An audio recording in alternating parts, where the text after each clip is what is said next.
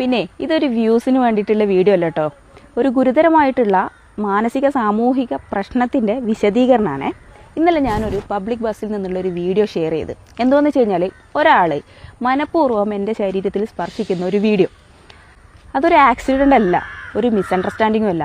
ഇത് major psychological ഇഷ്യൂവും sexual boundary വയലേഷനുമാണ്. അതായത് consent ഇല്ലാതെ ഒരു മനുഷ്യൻ്റെ ശരീരത്തിൽ തൊടാൻ ആർക്കാ അവകാശമുള്ളത്? ശരിക്കിത് കാണിക്കുന്നത് എന്താണെന്നറിയോ? അയാൾക്ക് അയാളുടെ ഇമ്പൾസ് കൺട്രോൾ ചെയ്യാനുള്ള ശേഷിയില്ല, മറ്റുള്ള മനുഷ്യന്മാരോടുള്ള എമ്പതി ഇല്ല. ഇതിനൊക്കെ അപ്പുറത്ത് ആരും എന്നെ ഒന്നും ചെയ്യില്ല എന്നുള്ളൊരു മറ്റേടത്തെ വിചാരമില്ലേ, അതും കൊണ്ടാണ്. എന്താണെന്ന് വെച്ചാൽ ഞാൻ ഈ ഫസ്റ്റ് എൻ്റെ മുന്നിൽ നിൽക്കുന്ന ഒരു പെൺകുട്ടിക്കുള്ള ഡിസ്റ്റർബൻസ് കണ്ടിട്ട് എൻ്റെ ഫോണിൽ വീഡിയോ ഓണാക്കി ഇങ്ങനെ പിടിച്ചു. ഈ വീഡിയോ ഓണാക്കിയത് അയാൾ കണ്ടിട്ടുണ്ട്. അയാളത് കണ്ടുകൊണ്ടിരിക്കെ തന്നെ അയാൾ കുറച്ച് നേരം അങ്ങനെ നിന്നു, വേറെ കുഴപ്പമൊന്നുമില്ല. കുറച്ച് കഴിഞ്ഞപ്പോൾ അയാളത് പിന്നെ റിപ്പീറ്റ് ചെയ്തുകൊണ്ടിരിക്കുക. അതിൽ നിന്ന് എന്താ മനസ്സിലാക്കുന്നത്? വീഡിയോ എടുത്താലും എനിക്ക് പ്രശ്നമില്ല, എങ്ങനെയായാലും പ്രശ്നമില്ല, ഞാൻ ചെയ്യാനുള്ളത് ചെയ്തുകൊണ്ടിരിക്കും എന്നുള്ളത്.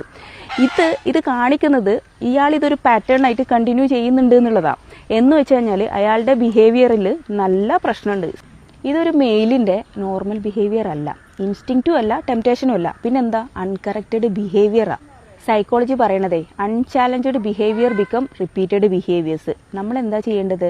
ഞാൻ ഇന്നലെ ആ വീഡിയോ എടുത്ത് അയാൾക്കത് പ്രശ്നമല്ല എന്ന് അയാൾ മനസ്സിലാക്കിയിട്ട് വീണ്ടും അത് റിപ്പീറ്റ് ചെയ്തത് കണ്ടിട്ട് ഞാൻ ആ വീഡിയോ പോസ്റ്റ് ചെയ്തതിൻ്റെ ഉദ്ദേശം എന്താണെന്ന് വെച്ചാൽ ഇത് മാക്സിമം ആളുകളിലേക്ക് എത്തിക്കുക.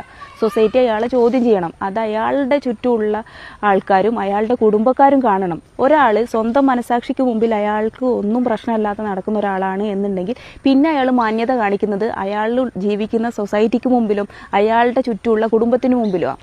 അപ്പോൾ ഈ കുടുംബം അത് അറിഞ്ഞു എന്നറിയുമ്പോഴും സൊസൈറ്റി അത് അറിഞ്ഞു എന്നറിയുമ്പോൾ മാത്രമാണ് ഇവർ ഈ ബിഹേവിയർ ചേഞ്ച് ചെയ്യാൻ പോകുന്നുള്ളൂ.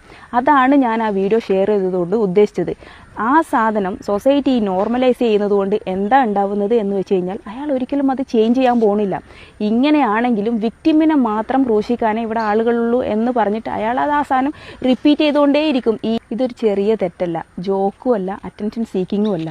ഇതൊരു major psychological and social issue ആണ്. സൊസൈറ്റിയും കുടുംബവും അറിഞ്ഞ് അയാളെ ബിഹേവിയർ, ഇത്തരം ആൾക്കാരുടെ ബിഹേവിയർ തിരുത്താനാണ് ശ്രമിക്കേണ്ടത്.